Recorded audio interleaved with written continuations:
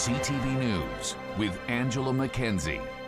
Good evening and welcome to this half-hour newscast on CJD 800 and ctvnewsmontreal.ca. More details are emerging of a brazen military operation by U.S. forces today.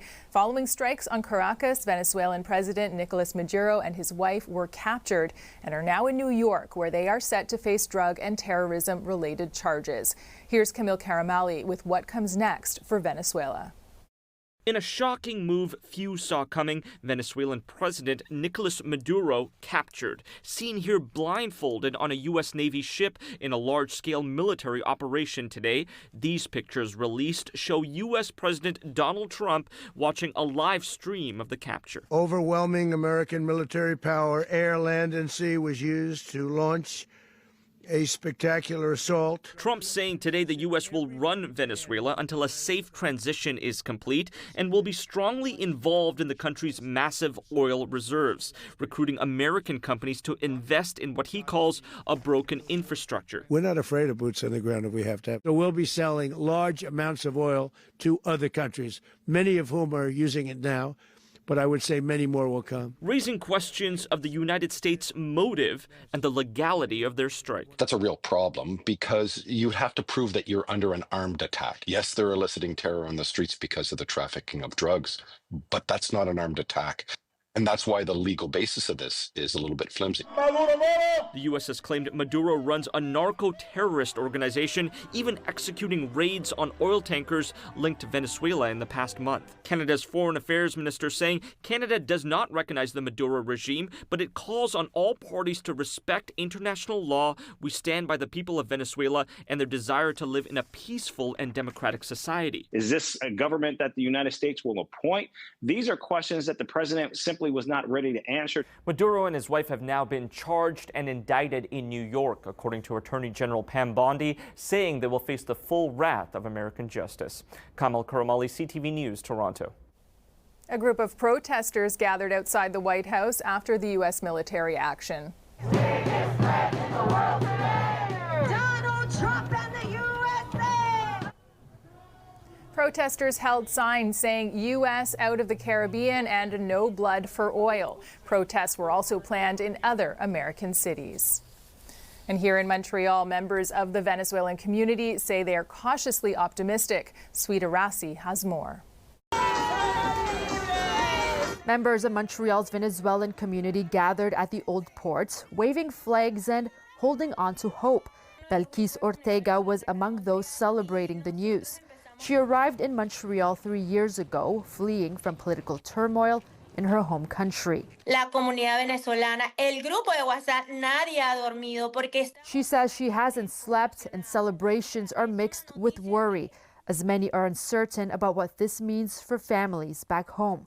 In 2016, the latest stats from Statistics Canada show more than 4,000 Venezuelans live in Montreal. Myram Castillo is one of them. She says the news brings a sense of relief. It's justice. It's justice. Finally, it's justice. In a military operation early Saturday, the United States captured Venezuela's president and his wife, who now face drug trafficking charges. As questions remain about the role of the U.S., for many here, the focus isn't on how it happened, but on what it could mean for their country. It's getting freedom. Doesn't matter how we're getting freedom. For this man who moved to Montreal 2 years ago, there is a sense of cautious optimism. He asks CTV News not to identify him, fearing for the safety of his family in Venezuela. He says the government there has long suppressed freedom of speech. Ça fait longtemps que le gouvernement fait ça pour pouvoir contrôler la population. Venezuela libre! What comes next is still unfolding, but many in Montreal's Venezuelan community say this moment marks a long-awaited step toward change. Sweeta Rassi, CTV News, Montreal. The federal government has updated its travel advisory for Venezuela today, warning Canadians to avoid all travel to the country at this time. It says the current situation is tense and could escalate quickly, leading to borders and airspace closures on short notice. And there was a search and rescue operation for 8 migrants in the Hemingford area last night. RCMP led the operation and Sûreté du Québec officers were on hand to help out. The migrants' condition is unknown. Now, this comes after 19 migrants of Haitian origin were arrested on Christmas Day. Some of them were deported to the U.S. soon after. And the world's largest log cabin is caught up in an overseas debt crisis. Quebec's Chateau Montebello has been placed into receivership after its owner, a Chinese real estate giant, racked up tens of millions of dollars in debt. Caitlin Wilson has more. In Montebello, the chateau isn't just a landmark. It helps support the local economy. Business owners say the steady flow of tourists the resort attracts is what keeps their doors open, including this butcher shop, which says about 80% of its business relies on visitors. If the chateau didn't be there, we didn't have some people who comes visit us. That's why news that Chateau Montebello is now under the control of a court-appointed receiver caught the attention of guests and people across town. Legitimately scared me a little bit because I've been coming here since I was a kid. Court documents show the foreign owners amassed more than $63 million in debt. The Chinese real estate giant Evergrande bought the property in 2014, but last January was ordered to liquidate at least $245 billion in assets worldwide and put the hotel up for sale. A Quebec judge named PricewaterhouseCoopers Inc. as the official receiver, giving it control of the 95-year-old resort and the sale. We are working closely with them. Next steps are they're putting things together in terms of a slate of potential purchasers. A process that's expected to take a number of months. Meanwhile, the iconic hotel remains open for business under a long-standing agreement with Fairmont Hotels and Resorts, which does not expect the resort to close. Because it is so iconic, I cannot see anything but having this moving forward and frankly being great for the property, great for the town of Montebello as well. That reassurance is a relief for many, including Loban and Caitlin Irwin, who come here every year to celebrate their anniversary. It's like escaping to another world for a couple of days. Like it really is. It's more special than any other hotel we've ever been to. And for the community that depends on it, the hope is whatever comes next keeps Chateau Montebello doing what it's always done, bringing people to town and supporting local businesses. Caitlin Wilson, CTV News. The Massif ski resort is closed after workers voted 95% in favor of an unlimited general strike. About 300 workers are affected, along with wages. Sticking points include subcontracting, sick leave, safety, and vacation. The resort's operator, Groupe Le Massif, said in a statement it was disappointed in the strike, that it was called only 2 days after a previous collective agreement expired on December 31st. It also says it had submitted 2 offers to the union that were never presented to its members. Canada has unveiled its men's hockey team for the 2026 Winter Olympic Games.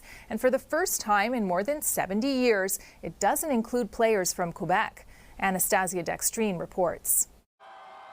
Players from 6 provinces will take the world stage as part of Canada's 2026 Olympic men's hockey team. But players from Quebec have been benched. I think it's just not the year. I think there probably was a few options, but maybe none that were glaring. Ontario is represented by 1 goalie, 1 defenseman, and 6 forwards, and Alberta by 1 goalie, 4 defensemen, and 2 forwards. But this marks the first time the team will have no Quebecers since 1952. This also coincides with the World Juniors going on, where there's only 1 Quebec player currently on the team, and Caleb Desnoyers. John Goyens is a hockey analyst, and he says the sport has seen a decline in La Belle Province. Some of that is attributed to other countries doing a phenomenal job in their development of goaltenders, for example. You know, you could think of countries like Finland and Sweden really upping their game, and obviously the U.S. over the last few years has done the same. But when examining Quebec talent on the ice, experts say there's another issue. What are they doing in Ontario and West that we don't do here that makes it so we're not picked? You look at kids that are getting more diverse, that are less interested in playing in hockey. And with the program that's being created, there's no program in Quebec that valorizes inclusion. Former NHL players Georges Laraque and Goyens say Quebec officials need to focus on the grassroots level to encourage more young players to get involved in the sport. Chris Churchill-Smith is a novice hockey coach in NDG, training roughly 100 next-gen players. I think Quebec has a crazy amount of junior talent. And it's sad to see that there's no Quebec players representing Canada in the Olympics. And, I'd love to see Hockey Quebec take a critical look as to why. As for up-and-comers, they're using the facts as fuel. Does it inspire you to want to play more? Or? Yes, I want to play more. Anastasia Dextrine, CTV News. Team Canada is advancing to the semifinals of the World Junior Hockey Championship after last night's solid win against Slovakia. In comes Parak. Parak sends it back in there. Parak turned away, the rebound, the Baudouin scores. A dominant performance from Canada in the quarterfinals. 7-1 is the final score with 7 different goal scorers for the Canadians in this one. Canada will now face Czechia on Sunday after the Czechs took down Switzerland 6-2 yesterday. The cold weather has been great for wintertime sports, including skating on the Rideau Canal. Another 800-meter section opened today. The National Capital Commission says the green flag will fly on the 4.2-kilometer stretch from the Rideau rest area to the Bank Street Bridge. Taking a look at the weather now. It is cold out there, -12 in Montreal, but it feels like -19 with the wind chill. Tomorrow, the frigid temperatures continue. It's going to be a high of -13 in the afternoon, and we'll also see a little bit of sunshine. The rest of the week starts out chilly, but temperatures are expected to end up above 0 Thursday through Saturday.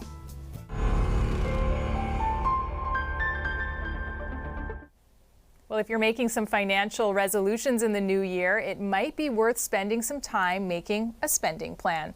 Christine Long has more.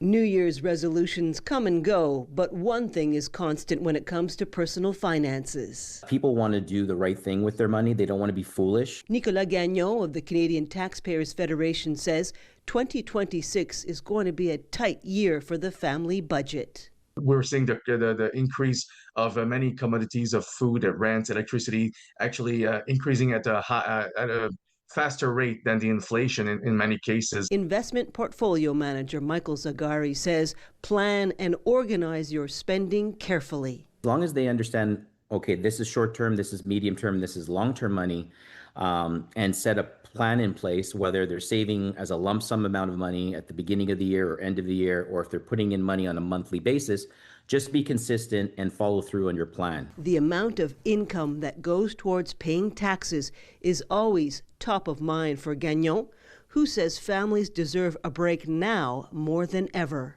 The year of 2025 was not exactly a year of relief for taxpayers, although we have seen many gestures from the federal government. We have seen very few from the Quebec government. So we believe that the ball is now in the court of François Legault to actually give the relief that Quebec families need so much, and not to wait for an electoral announcement or for the incoming budget in March. Legault should actually act right now to give the relief that they so deeply need.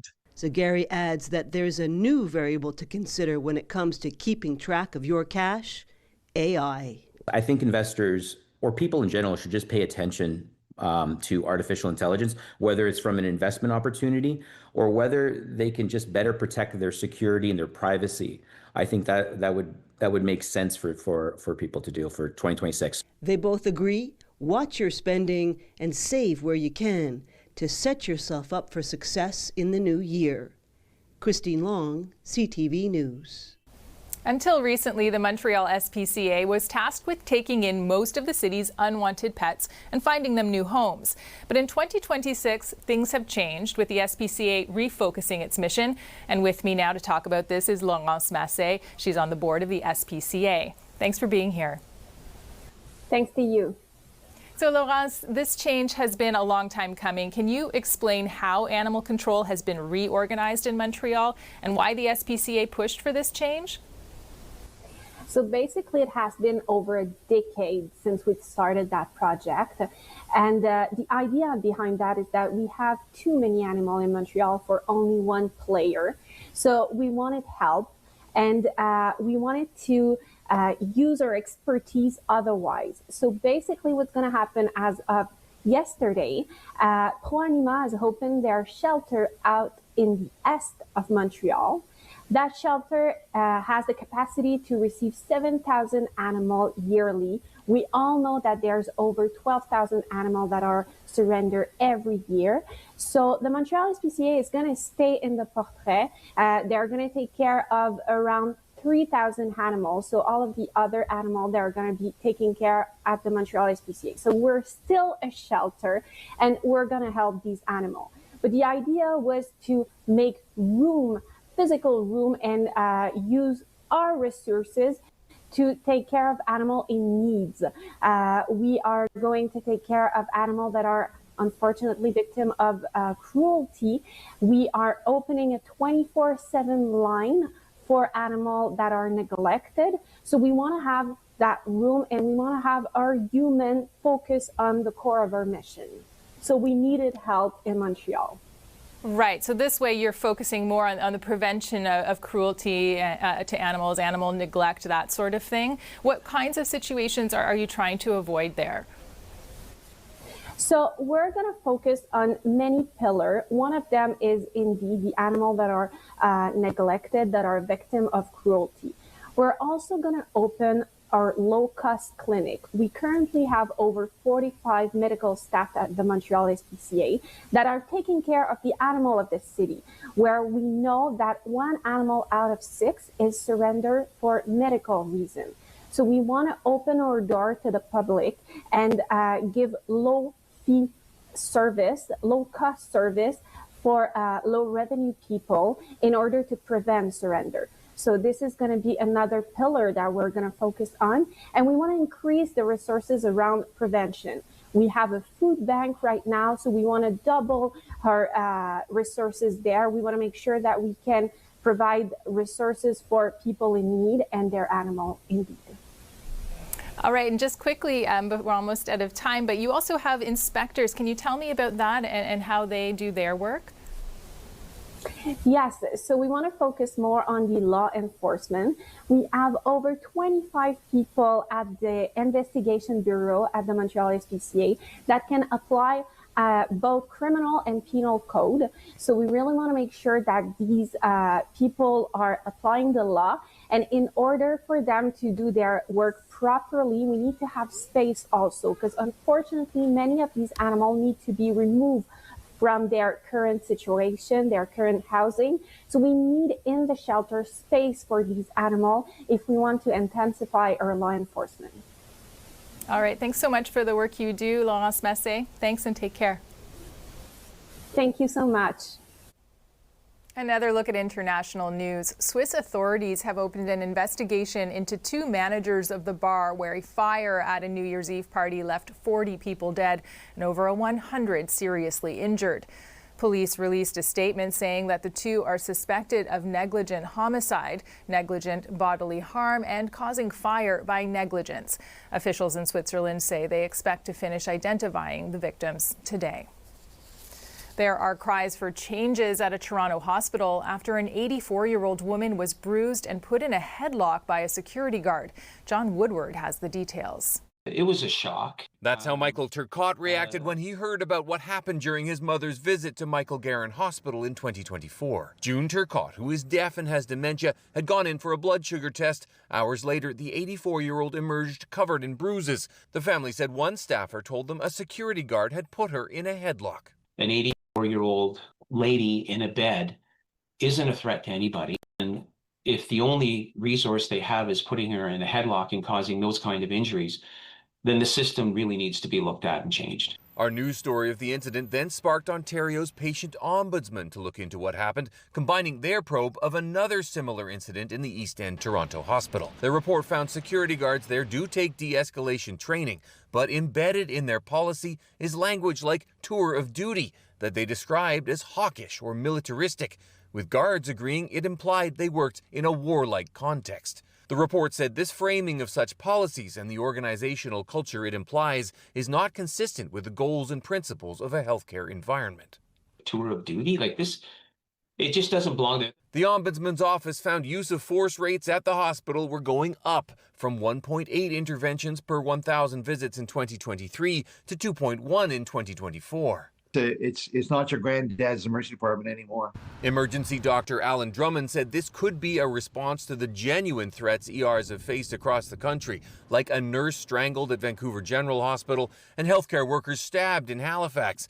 Substance abuse is rampant. Dementia is increasing. People are medically ill and they often sort of become quite delirious and lack of control. The hospital told the Ombudsman it had created a geriatric emergency department area, increased its physician and triage nurse schedules, assigned another half-time employee to that department, and revised its security policies. You don't want to go to emergency and get injured. The Turcottes hope the changes at Michael Garron Hospital will be replicated elsewhere, so no other elderly person leaves hospital looking like this. Another issue in getting to the bottom of what happened to June Turcotte was that the hospital had no security video of the incident. The Ombudsman has recommended security guards have body-worn cameras, just like some police forces, and the hospital says it has implemented that. John Woodward, CTV News. A Montreal-based company is specializing in the development of inflatable fall protection clothing. The company is called Azimut Medical. It's combined airbags with pants to protect seniors in case of a fall. Christine Long has more.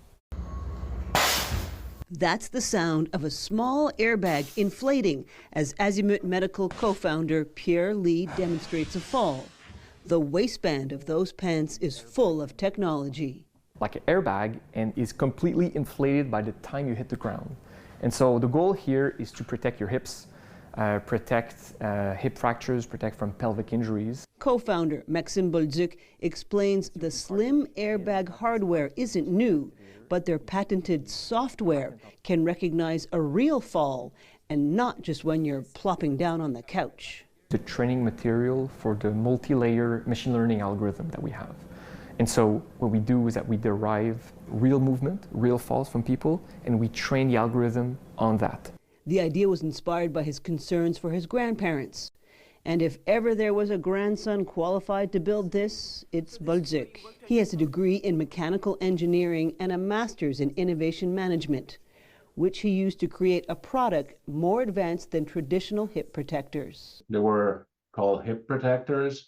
They were more like the hockey players' equipment, right?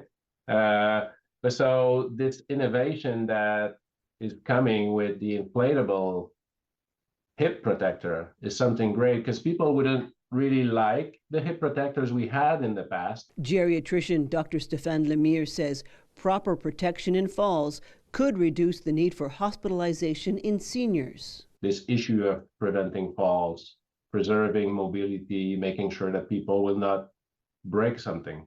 Yet, at this point, these revolutionary pants don't come cheap. The commercial price could be $1,500 a pair. So using this, right now our pre-production version is 64% more effective than a regular hip protector. Clinical trials begin in January with a list of clients in Quebec and Ontario who want to start the new year with more safety on their sides. Christine Long, CTV News. That's it for us. Thanks for watching and listening. Have a good evening. Take care, everyone.